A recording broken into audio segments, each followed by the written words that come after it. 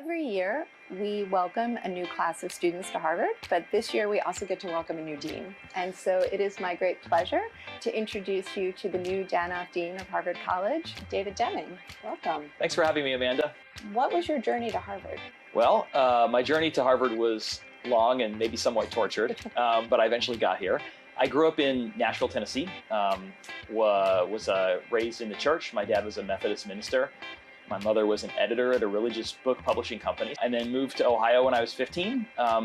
Went to college at The Ohio State University. Thought I wanted to be a lawyer, and then eventually made my way to graduate school in public policy. Thought I was going to work in the government, and then ended up kind of working in research when I was at Berkeley with some professors there. And they said, hey, maybe you should apply to get a PhD, and so I did. And that brought me here to Harvard, where I've been for 20 years now as a student, and then eventually as a faculty member. So can you tell us a little more about your research and Sure. how it shapes your teaching?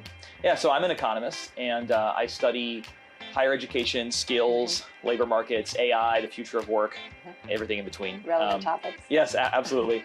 And so I guess I would say that my work is always focused on the classroom and on learning and on skills. If you think about education as one of the tools in the social policy toolkit, alongside, let's say, subsidies for healthcare or payments, anti-poverty programs or whatever. If you think about it as one of those things and line it up against other interventions, it turns out that education is one of the most effective investments, especially for kids, in terms of return on dollars spent. So if you invest in a better school that graduates people at higher rates or gives them higher test scores, it tends to pay off in terms of adult earnings and other life outcomes. So education is this kind of silver bullet social policy intervention. And so I've always been interested in the question of why and how do we recreate that magic for more people. This is your journey to this moment. Yeah.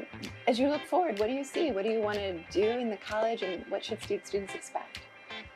It's a great question. So I guess I'm guided by two experiences. One, as I mentioned, is the house system and understanding, again, the richness of student life, understanding how the academic experience merges with student life to create something that's much greater than the sum of its parts.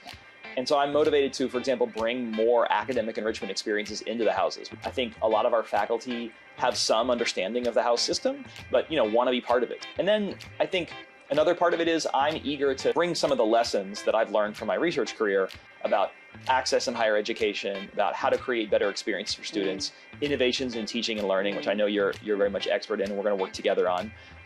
How can we create an even better experience for Harvard College undergraduates? How can we be at the forefront of innovation in teaching and learning? I'm eager to work with you and the rest of our partners in Harvard College to make the educational experience even better using tools that are available now but weren't available a few years ago. I'm so thrilled to be taking on this role, and I'm really excited to welcome all of our incoming first-year students to campus. I can't wait to meet you all, and come by and say hi. Looking forward to seeing you.